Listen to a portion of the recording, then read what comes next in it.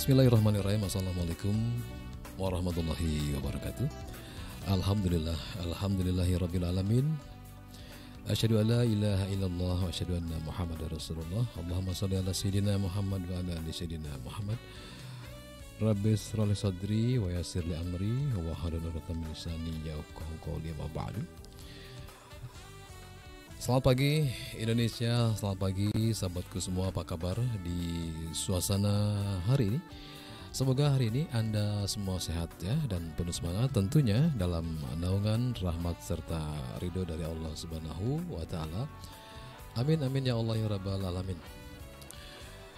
Ya, acara ini serentak disiarkan di seluruh jaringan Radioku Network, antara lain disiarkan juga di 104,8 FM Radioku Kuningan, 92,4 FM Radioku Majalengka, 104,7 FM Radioku Batam, 1089 AM Radioku Bogor, 88 FM Radioku Kuburaya Pontianak, 89,6 FM Radioku Purbalingga, 87,6 FM Radioku Berau Kalimantan Timur, 106,3 FM Radioku Martapura, dan 93,6 FM Radioku Aceh.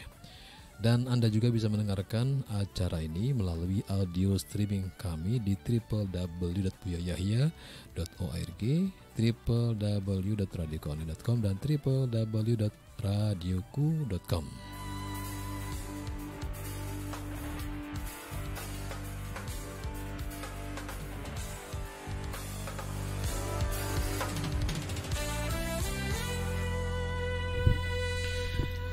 Ya, sahabatku, pagi ini kami kembali membahas topik-topik kesehatan tentunya. Dan insya Allah hari ini kita akan mengusung tema yaitu tentang penyakit-penyakit pasca lebaran.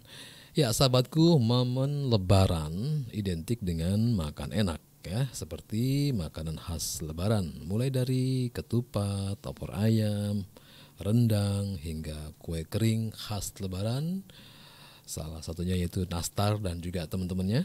Sehingga tidak heran ancaman berat badan naik mengintai setelah lebaran usai. Memang lezat makanan yang disebutkan tadi ya, tapi umumnya mengandung banyak kalori, lemak, gula, dan garam yang bisa menyebabkan penyakit apabila konsumsinya berlebihan. Ya, sahabatku, untuk mengetahui penyakit apa saja sih yang perlu diwaspadai setelah lebaran tiba, alhamdulillah pagi ini sudah hadir di studio bersama saya Dr. H.M. Firdaus MMR selaku narasumber kita pagi hari ini.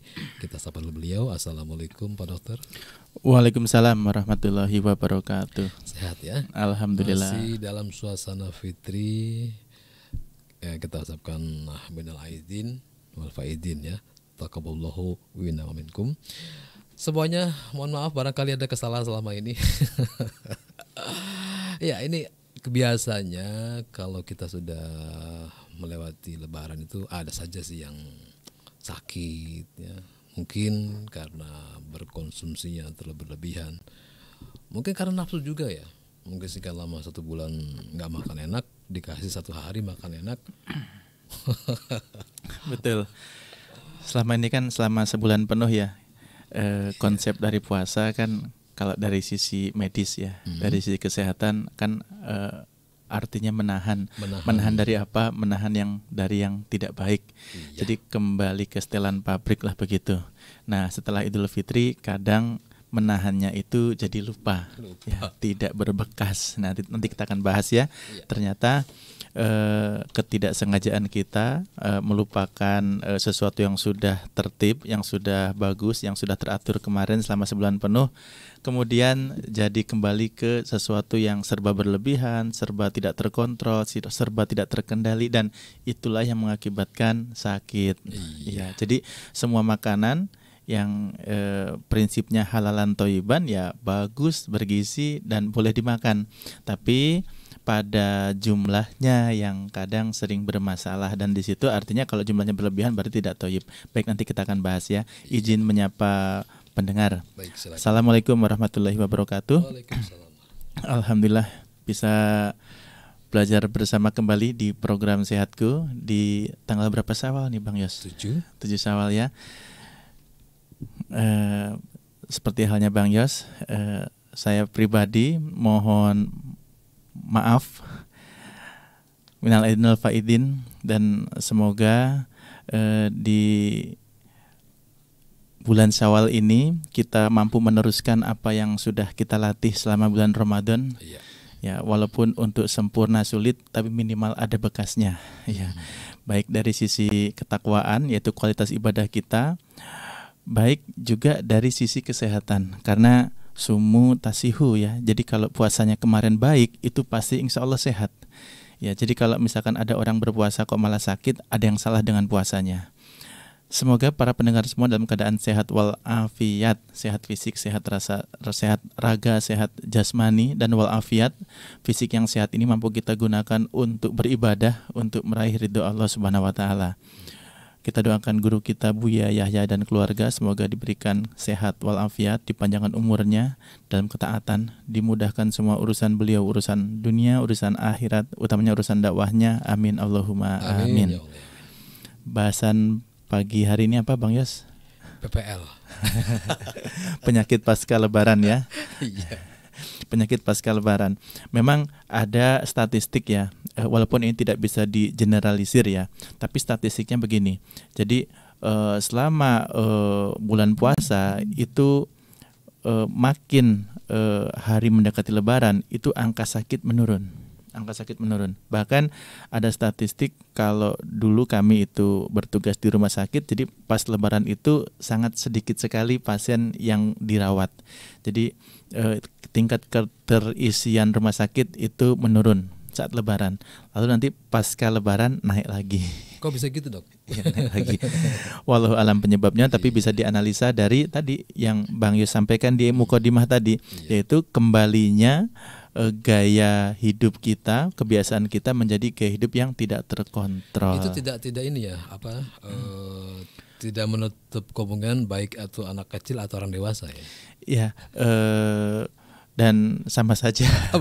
Sama Biasanya saja. kan kalau yang berlebihan itu anak-anak ya tapi kalau pada anak-anak, jika kita mengkonsumsi suatu makanan yang berlebihan, katakanlah misalkan lemaknya berlebihan atau santan berlebihan, kalorinya berlebihan, dia itu masih punya imunnya bagus ya. Sistem tubuhnya itu masih mampu menyelenggarakan homeostasis yang masih sempurna dibandingkan pada orang tua. Iya. Jadi kalau anak kecil misalkan kelebihan garam atau makan gula yang terlalu banyak, dia tidak akan secara serta-merta menimbulkan gangguan kesehatan serius. Jadi kalau pada anak kecil, tubuhnya mampu menjaga keseimbangan.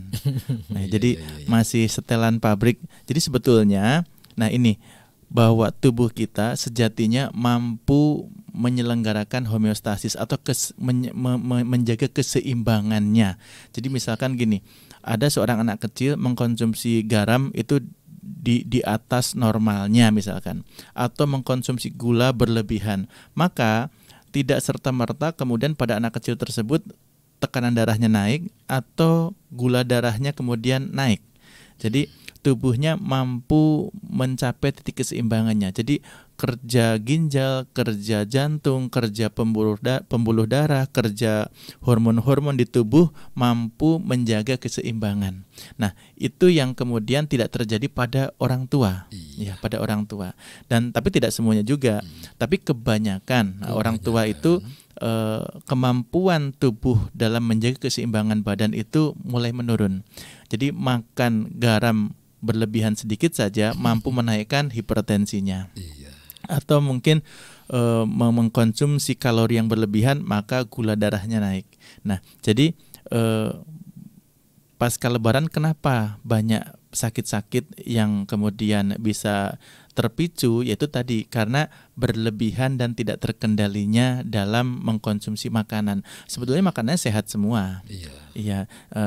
Cuma nanti kita akan bahas. Jadi ada makanan yang baik pun ternyata kalau pengolahannya ternyata berlebihan atau mungkin pengolahannya itu tidak sehat, maka menjadi makan yang baik itu jadi tidak sehat juga, begitu.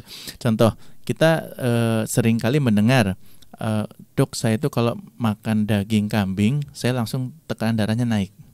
Ya, kalau secara ilmiah daging kambing yang baik ya, yang merah itu yang tidak ada lemaknya, ya tidak serta-merta meningkatkan tekanan darah, meningkatkan kolesterol. Ya, karena sebetulnya naiknya kolesterol itu ada faktor lain. Ternyata masaknya pakai santan yang pekat, santannya banyak, supaya enak, yang lemak gitu kan, garamnya banyak. Nah itu yang menimbulkan hipertensi dan naiknya kolesterol. Jadi tidak pada dagingnya begitu. Bukan pada dagingnya ya. Sebetulnya banyak sekali makanan yang sebetulnya itu sangat sehat. Contoh misalkan ikan kan sangat sehat. Ternyata dimasaknya di gulai misalkan. Nah dari bumbu lemak dan garamnya dari gulai itulah yang kemudian mengganggu kesehatan jika berlebihan. Gitu. Sebetulnya kalau tidak berlebihan nggak masalah. Berlebihan makannya atau berlebihan jumlah bumbunya? Sebetulnya kan semua orang itu punya takaran tersendiri. Misalkan gini, Bang Yos itu punya tubuh hanya mampu mengolah gula yang masuk sebesar 50 gram.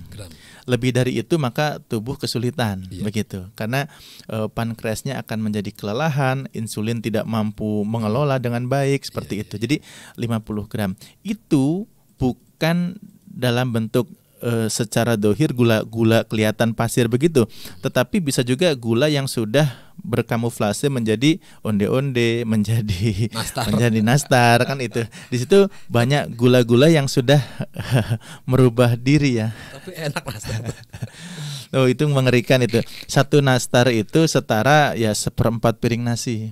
Jadi kalau makan 4 nastar sudah setara 1 piring nasi. Sudah jangan lagi sarapan lagi. Dari sisi kalori. Nah kemarin ada yang bertanya pasien, dok kalau gitu ya sudah dok, berarti sederhana dok ya untuk memenuhi kebutuhan kalori sehari, tinggal makan nastar saja 10 biji gitu kan. Nah tapi tetap aja lapar. Boleh dari sisi kalorinya mungkin bisa dapat dari nastar, dari kue-kue, bolu begitu ya. Tapi itu minim zat gizi lain. Kan tubuh kita masih perlu vitamin C, perlu serat, perlu vitamin-vitamin dari sayur dan buah begitu. Jadi tidak hanya dari sisi kalori saja, tapi kita itu butuh vitamin dari A sampai Z seperti itu, dengan nutrisi mineral yang kecil, dan itu harus lengkap.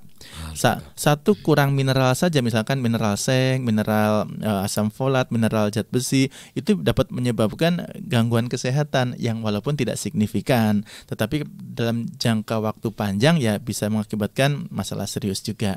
Nah jadi sebetulnya masalah kesehatan yang timbul pasca lebaran ini lebih ke jumlahnya, dosisnya dari makanan tersebut, bukan dari zat makanan itu sendiri, tapi pada volume, pada beratnya, pada dosisnya. Jadi kalau orang mampu menahan untuk tidak makan berlebihan, maka sehat-sehat saja begitu. Tapi sayangnya ada juga begini, dok, saya mampu menahan dok. Tapi begitu kemudian kan silaturahmi kan ke banyak rumah. Nanti di rumah sana menahan lagi, terjadi kan akumulasi. Jadi di sini 2 nastar, di tetangga 2 nastar, nanti 4. Jadi 10 rumah sudah 20 nastar begitu kan. Jadi ya kita harus berlatih berhitung. Jadi yang disalin siapa nastarnya? Ya tadi itu kolesterol mengkambing hitamkan daging kambing kan, padahal ternyata kan dari pengolahannya ya dagingnya sendiri tidak bersalah begitu. Saya baru dengar kambing hitamkan. Mungkin itu. Jadi nastar pun sama. Kalau jumlahnya satu hari hanya 2 butir saja, insya Allah aman. Jadi 2 nastar, sayurnya ada, buahnya ada, minum air putih yang banyak. Nah insya Allah aman nastarnya. Tapi kalau misalkan nastar sehari 10 butir, nah itu baru kemudian jadi jahat seperti itu. Saya aja kalau makan nastar pasti minum susu. Wah itu gimana dok? Tapi ya bismillah deh, nggak usah banyak-banyak. Saya kadang gini, kalau mau makan nastar ingat Pak Dokter, jangan banyak-banyak. Jadi susu itu juga minuman terbaik, tapi menjadi tidak baik jika kemudian ditambahkan gula yang berlebihan. Seperti itu. Baik, kita masih panjang untuk berbicara banyak tentang penyakit pasca lebaran ini. Untuk itu jangan kemana-mana, karena setelah pesan-pesan berikut ini kita akan kembali dengan topik yang sama, yaitu penyakit pasca lebaran. Kami akan segera kembali setelah pesan-pesan berikut ini.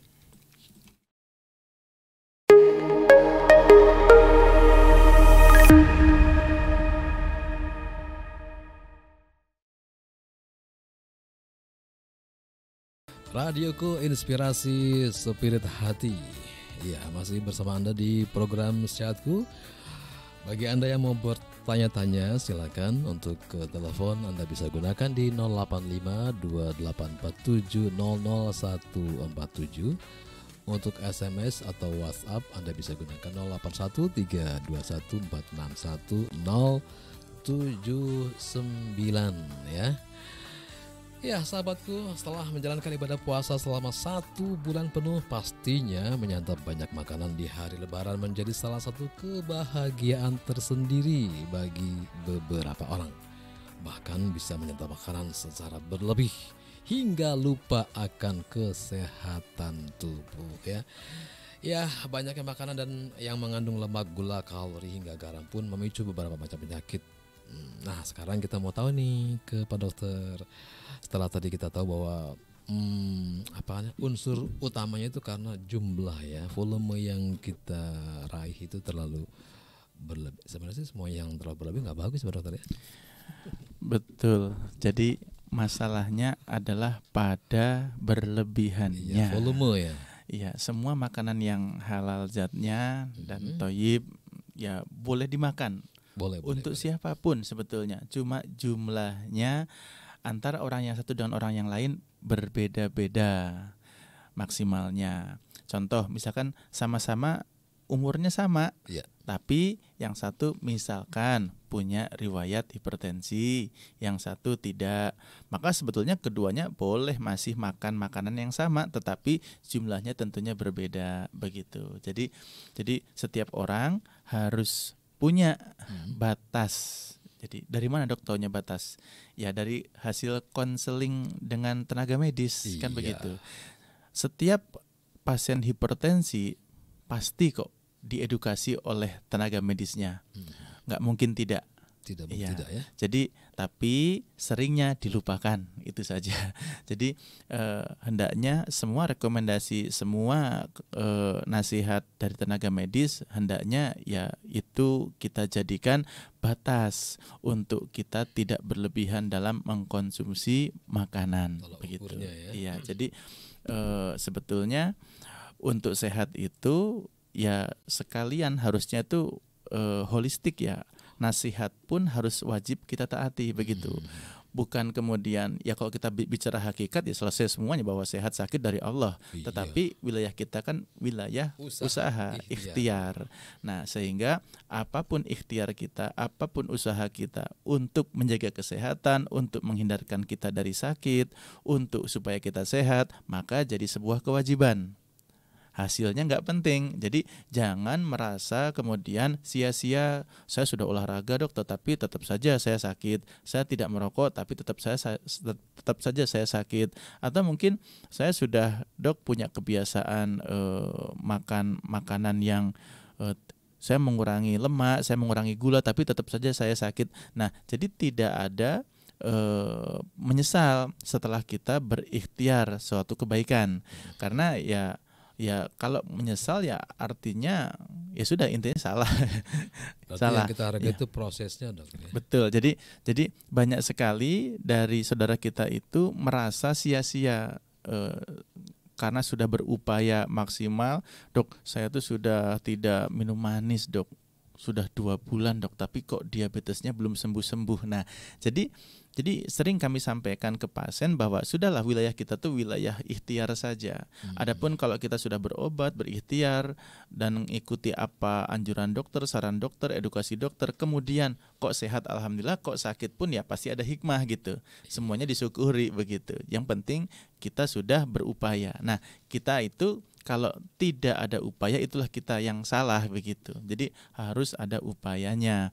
Jadi jangan sampai kemudian kita sering mendapati kenapa sulitnya edukasi kesehatan kepada saudara-saudara kita, karena ya ini tidak sedikit ya, yang artinya tawakalnya tawakal salah. Jadi ya jadi melalaikan upaya gitu. Iya, jadi begini, kalau secara medis, secara sebab hukum, sebab akibat, misalkan rokok itu mengganggu kesehatan misalkan, tapi kan banyak saudara kita yang ya karena memang merasa bugar sehingga nasihat tersebut diabaikan begitu. Nah, jadi seakan-akan bahwa ya itu tadi, bahwa upaya-upaya kesehatan itu jadi abai lah. Diabaikan. Ya. Dia taat kemudian kalau ternyata qadarullah sakit. Iya, gitu, kalau sudah kasih sakit, jadi hukuman. banyak pasien-pasien kami itu disiplin taat medis setelah sakit gitu. Iya. Nah, kan sering kami bercandain, kenapa kok taat dan disiplinnya nggak pas sehat gitu ya. Itulah manusia. Jadi sekarang saya udah olahraga dok, saya sudah nggak merokok dok begitu. Tapi setelah kemudian diketahui gula darahnya tinggi, misalkan angka HbA1c-nya tinggi sekali, kan kalau HbA1c itu kan akurat untuk menegakkan seseorang itu diabetes atau bukan begitu kan.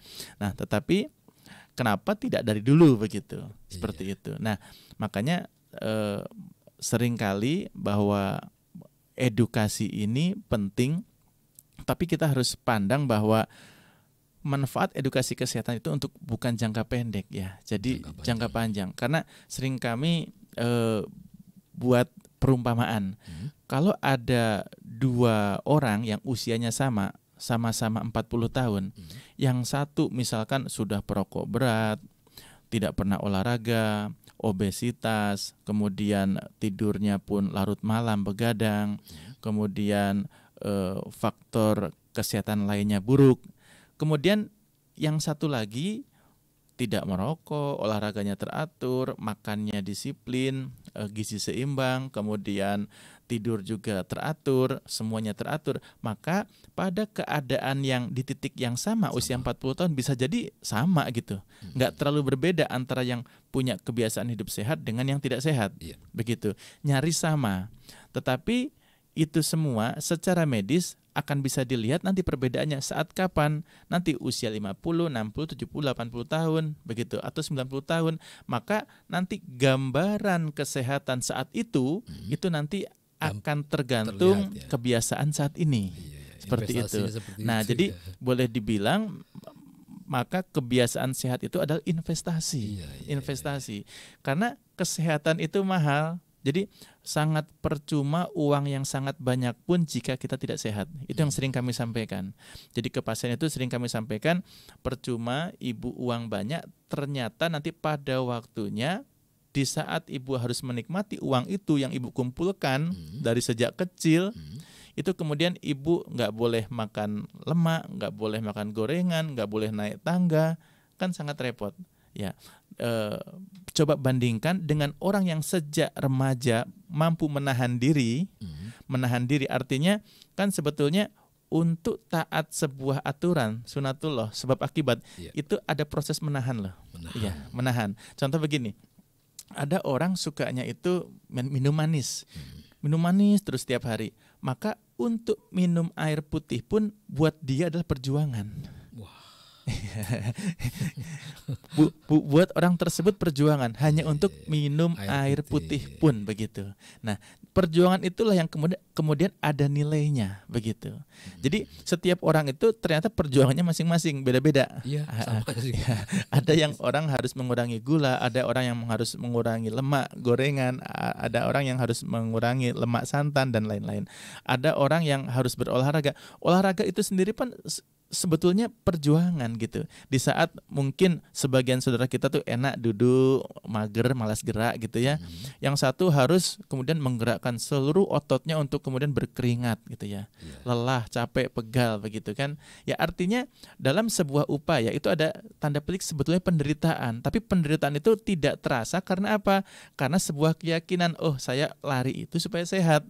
Sehingga larinya itu tidak dipandang sebagai beban. Iyalah. Iya.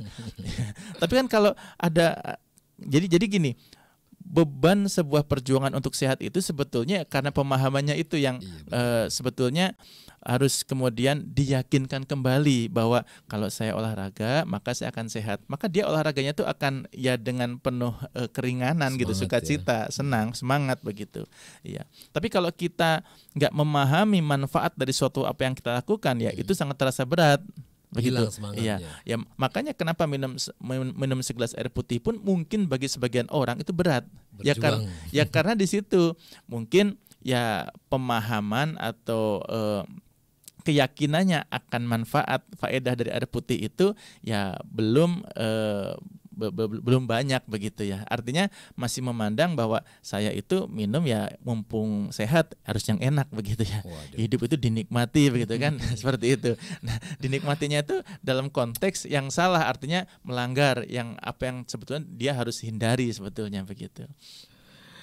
Iya, memang untuk minum air putih kita minimal berapa liter, dokter? Untuk minimal 2 liter sehari. Tapi kalau dihitung nggak mungkin sampai segitu, dok ya? Coba dihitung, mungkin ada yang lupa kan, Bang Yus lupa. Jadi gini, saya pagi segelas. Segelas itu 250 loh. Jadi hanya perlu 8 gelas dari makan siang segelas. Ya, dari bangun tidur sampai tidur lagi itu perlu hanya 8 gelas. Dan itu sangat tergantung juga dengan aktivitas fisik. Ya. Oh iya. Ya.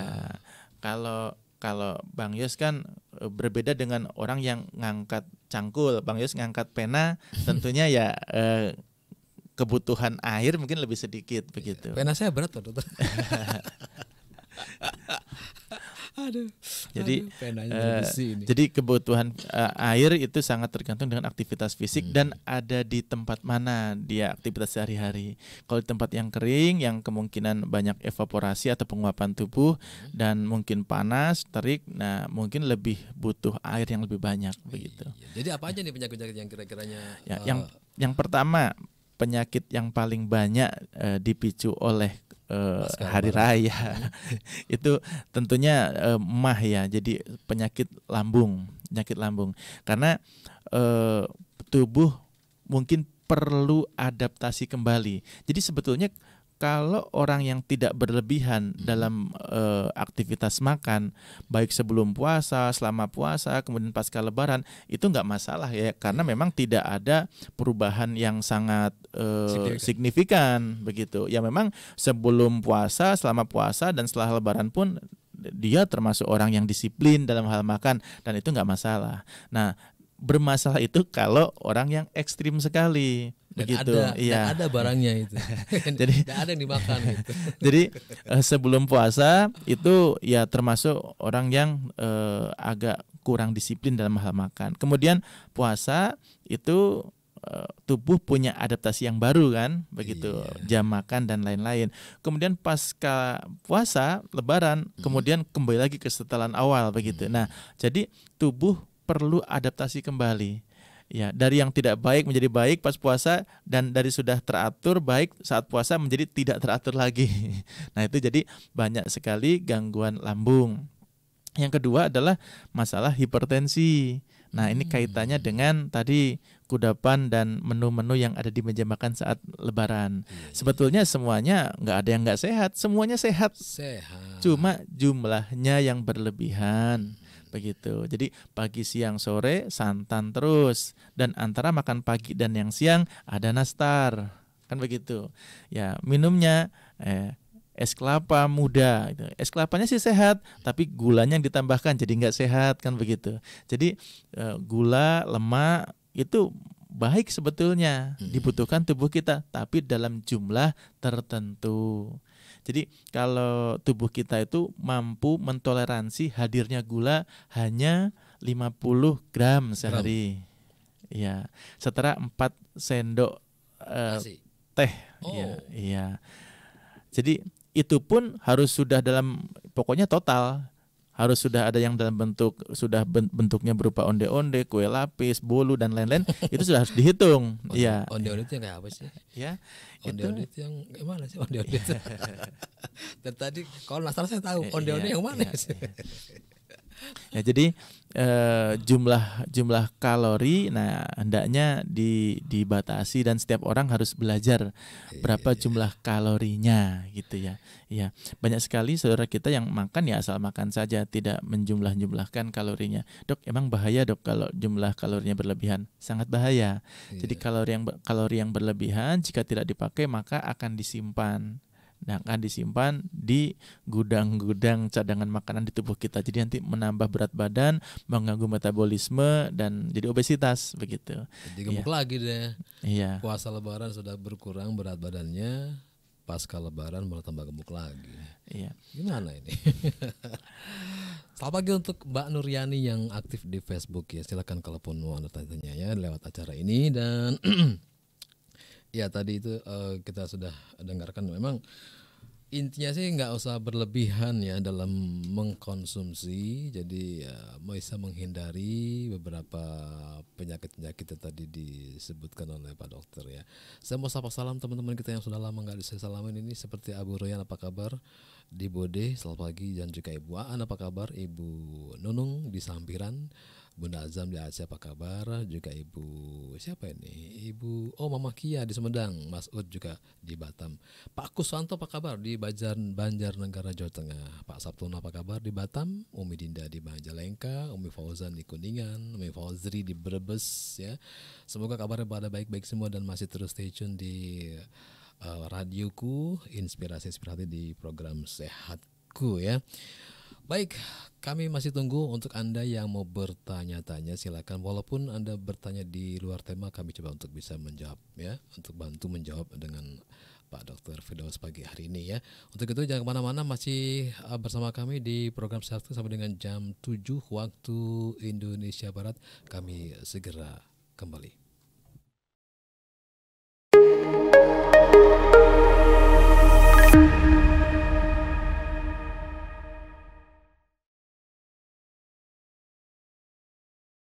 Radioku Inspirasi Spirit Hati, masih bersama Bang Yusa dan juga Pak Dr. Firdaus di program Sehatku dengan tema yaitu penyakit pasca Lebaran. Ya, tadi sudah disinggung satu penyakit yang mungkin sering hadir di pasca Lebaran ini, yaitu tadi emah. Ya, memang itu penyakit yang sering saya dengar, tapi alhamdulillah saya tidak mengalaminya ya.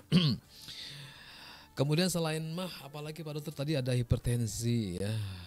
Terus juga ada flu batuk katanya. Betul. Jadi pertama keluhan kebanyakan gula kali. Semua saudara kita yang punya riwayat sakit-sakit degeneratif, nah itu rawan kambuh lah begitu ya. Sudah stabil kemudian kambuh. Yang kedua adalah daya tahan tubuh yang turun. Nah, itu bisa dilihat dari ya banyaknya radang tenggorokan, batuk pilek seperti saya itu. Pernah itu. Ya sebetulnya sih faktornya banyak ya. Mungkin saja bukan dari secara langsung dari kan kalau yang kita bahas itu Lebaran ya tentunya dengan makanan-makanan yang berlemak, yang berkalori tinggi kan begitu. Jadi lebih ke kolesterol, hipertensi, diabetes begitu. Tetapi kalau influenza itu lebih ke daya tahan tubuh kita.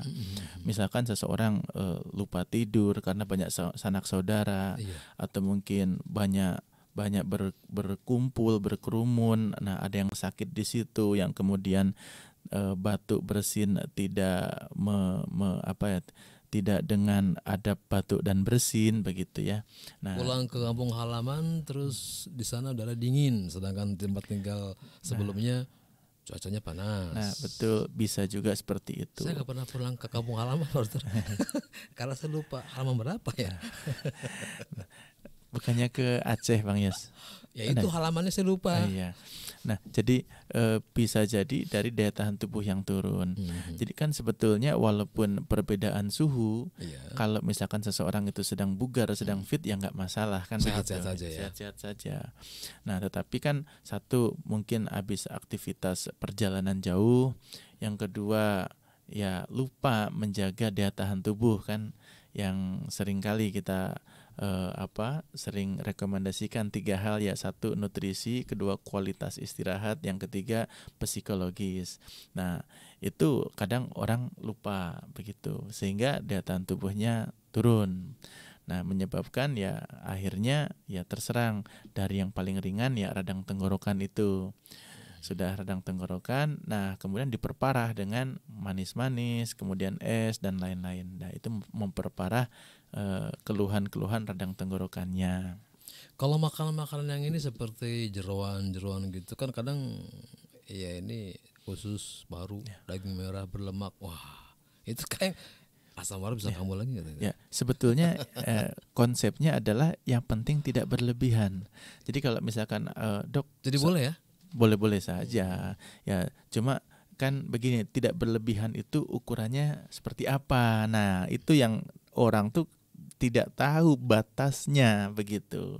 Iya. Seperti Jadi apa sih? ya Atau misal sepiring jadi 2 piring gitu? ya sekarang gini makan jeroan ya boleh hanya sesuap 2 suap saja, tapi kalau semangkuk nah itu kemudian berlebihan kan begitu ya, karena lemaknya sangat tinggi. Iya. Begitu kan. Nah kalau mau kita lebih disiplin lagi dalam mengkonsumsi makanan hewani, nah kita dalam membeli makanan pun bahan dasarnya ya tentu kita akan lihat mana yang sehat. Contoh, ada daging merah, kemudian ada usus, ada babat, ada apa itu iso ya, Dengkil. dengkil, ada kulit, dan itu kan ya dari sisi medis ilmiah tentunya yang paling bagus ya yang daging merah begitu. Semakin sedikit kandungan lemaknya maka semakin bagus. Nah, tapi kan ada orang juga sukanya itu malah justru beli jeroan begitu ya. Nah, sehingga disitulah kemudian awal dari masalah kan begitu. Iya, bukan nggak boleh makan jeroannya. Cuma kalau sama-sama makan satu mangkuk, yang satu misalkan 1, 2, 3 potong daging merah, yang satu adalah irisan cincang dari jeroan. Ya tentunya yang lebih sehat yang daging merah tadi karena lemaknya sedikit sehingga tubuh ya tidak terbebani oleh lemak yang sangat banyak, lemak-lemak yang jahat begitu. Ya, maka ada sebagian saudara kita yang sangat memperhatikan kesehatan, maka pantang makanan yang berlemak lebih. Ya. Jadi kalau makan daging ayam itu kulitnya pun tidak dimakan. Loh, begitu. kenapa? Ya. Buat saya aja sini. Ya, ada yang seperti itu. Ya, jadi sehebat itu dalam menjaga kesehatannya begitu. Iya. Cuma ada saudara kita yang justru itu enak itu kulitnya gitu kan. Dagingnya seberapa bahaya nggak sih makan kulit ikan ayam tadi tuh? Sebetulnya tadi dikembalikan semua makanan boleh dimakan, cuma kadarnya begitu. Jadi kalau cuma sesuap 2 suap boleh, tapi kalau menjadi sebuah camilan begitu, kulit ada yang digoreng gitu kan, setengah toples habis sendiri. Nah itu yang nggak boleh begitu, itu yang berlebihan. Jadi semua makanan boleh dimakan. Ya, cuma saya kalau makan leher ayam itu ya senang kulitnya. Ya, cuma kadarnya. Nah ada tips. Gimana tipsnya? Apa nanti habis pariwara? Nanti lah. Nanti ya. Nah, aja. Baik.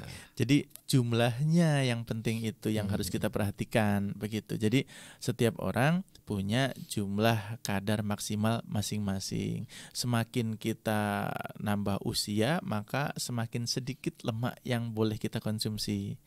Karena aktivitas fisiknya kan juga menurun. Ya, jadi kalau nanti khawatirnya kita makan yang tinggi kalori tapi tidak termanfaatkan kalori tersebut sehingga membebani tubuh begitu. Sehingga ya nanti pas dicek kolesterol naik, dan kolesterol itu kan nanti ke faktor risiko gangguan jantung dan lain-lain. Walaupun itu kita bicara jangka panjang sebetulnya. Kolesterol itu baik ya. Ya.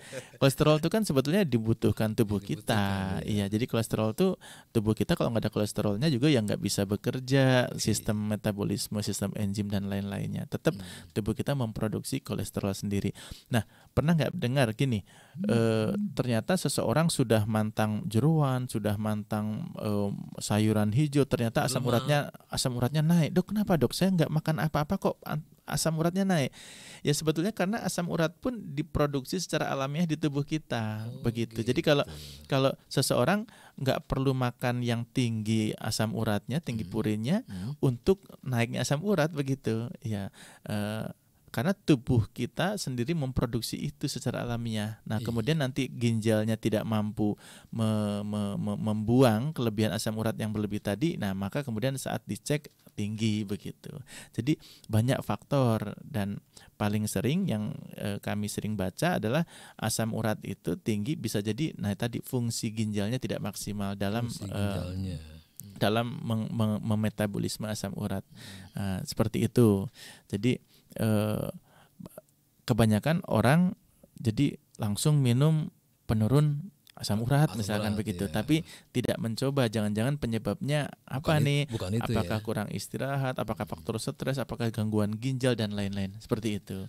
Ya. Terus juga ada diare nih Pak Dokter. Nah betul, diare kan diare itu sebetulnya mekanisme pertahanan tubuh kita yang alami. Jadi kalau makanan yang kita makan nggak sengaja ada kuman, virus, bakteri, ada jamur, ada basi, atau ada makanan yang tidak bisa dimetabolisme oleh pencernaan kita, maka akan dibuang lagi begitu. Dibuang lagi.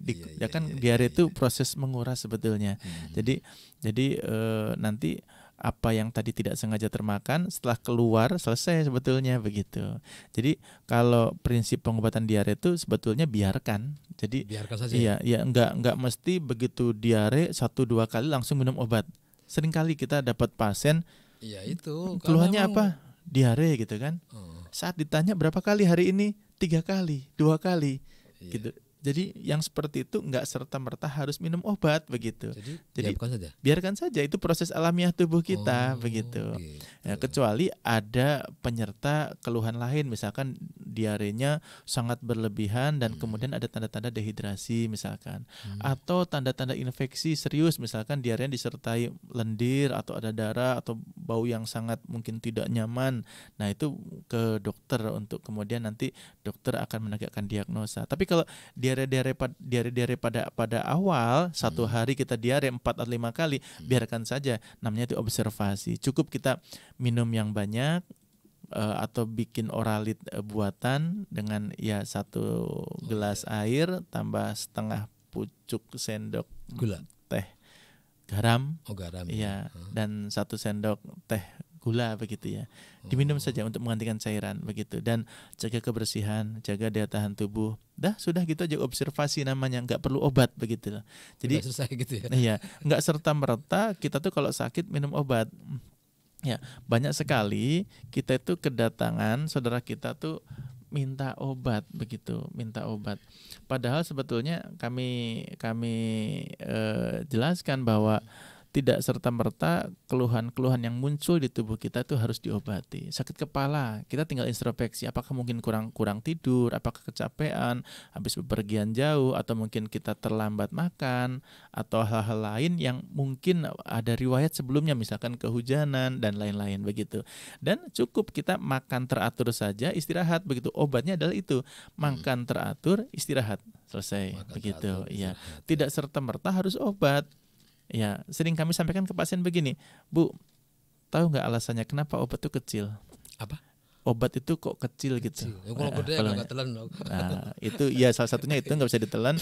Yang kedua, kalau obat sebesar misalkan sebesar apa ya? Sebesar donat. Biji apa? Ya mati manusia itu gitu. Jadi kecil itu ya itulah batas obat itu yang hakikatnya racun bisa dinetralisir oleh liver kita, bisa dibuang oleh ginjal kita begitu. Kalau obat besarnya sebesar donat gitu ya, ya tentu akan langsung meracuni tubuh kita. Ya, nanti bisa justru selesai begitu. Ya, makanya jangan dikit-dikit minum obat, pegel minum obat, sakit kepala minum obat begitu. Itu korban iklan. Jadi kita mungkin hanya perlu makan, istirahat, dan cari sebab-sebab yang bisa bikin rileks begitu. Iya. Seperti itu. Jadi jangan dikit-dikit minum obat. Kita sering bahas ya, sehat tanpa obat itu lebih walaupun baik. nyeri-nyeri otot gitu ya. Kan biasa kalau orang lebaran itu kan piknik gitu kan, ke tempat-tempat wisata. Nggak terasa tuh jalan-jalan kemana dan pulang-pulang capek minum obat. itu yang harus kita syukuri, bahwa tubuh kita masih bisa pegal gitu. Andai orang tidak bisa pegal, maka akan melampaui batas begitu. Akan jalan-jalan terus dan menghabiskan uang. Untung ada pegal, alhamdulillah. Jangan dihilangkan pegal itu, cukup istirahat saja. Jadi perlu disyukuri ya. Ya bersyukur.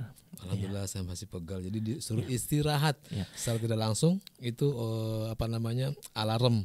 Sebetulnya nggak ada hal yang nggak bisa kita syukuri kan gitu. Di semua sisi apa yang terjadi pada hidup kita itu selalu ada sisi baiknya begitu. Iya. Ya kan, innamal usri usra, bersama loh, bersama kesulitan. Bukan setelah loh ya. Bukan setelah, jadi bersamaan ya. Iya, karena sering baca juga ngartikannya kok setelah. Kok setelah tuh kesannya seperti Jauh. lagunya Bang Roma, berakit-rakit ke Hulu. hulu kan. Jadi sakit-sakit dahulu, senang kemudian. Ini bersama. Ya, bersamaan, Iya, bersama kesulitan ada kemudian, artinya di satu sisi yang mungkin kita rasakan pahit itu sebetulnya ada manis Ada yang manis di situ. iya. Jadi pandai-pandai kita cari sisi manis dari setiap kejadian seperti itu. Ya, jadi biarkan saja, pegal ya syukuri, ya sakit ya hakikatnya pun itu pasti ada hikmah gitu. Yang penting kita tidak boleh menyengajakan diri sakit. Nah gitu. itu Yang nggak boleh itu. Iya. Ya, tapi kok menyengajakan diri pegal boleh. Nggak sadar juga dok ya. Iya betul. Kamu tuh sedang menyengajakan. Iya. Oh iya tah. Iya. Nah itu kan makanya dengan kita menyimak radioku terus, sehatku, nah sehingga ya tadi yang awalnya mungkin kita sering seakan-akan menyengajakan diri kita sakit, jadi makin nambah ya kita belajar bersama sehingga makin kesini makin tahu apa yang boleh dan tidak boleh untuk menjaga kesehatan kita begitu. Sebenarnya semakin banyak tahu kita semakin bodoh ya. Tapi nggak apa lah, itu emang fitrahnya manusia seperti keluar itu, juga ya. pepatahnya. Nggak apa-apa lah, kita sama-sama belajar ya, sama-sama dikasih, sama-sama beri masukan-masukan yang sangat berarti buat pendengar radioku ya. Baik, sebelum kita dengarkan tips yang nanti sudah dijanjikan oleh Pak Dokter, kembali kita akan dengarkan dulu pesan-pesan berikut ini. Untuk jangan kemana-mana, kami masih terus bersama kami. Kami akan segera kembali.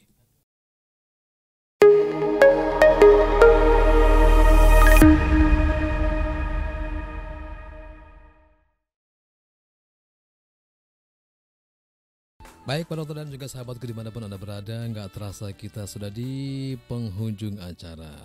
Untuk itu kami persilakan untuk Pak Dokter bisa memberikan tips atau closing ya, kesimpulan dari apa yang kita bicarakan pagi ini.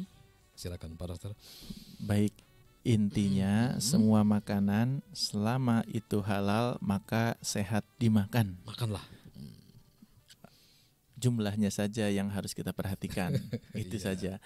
Terus kemudian tipsnya adalah jangan lupa jika kita memang tidak bisa menghindari dari negatifnya makanan yang berlebihan saat hari raya, karena mungkin kita harus menghargai keluarga ini, menghargai keluarga itu, kan harus makan begitu.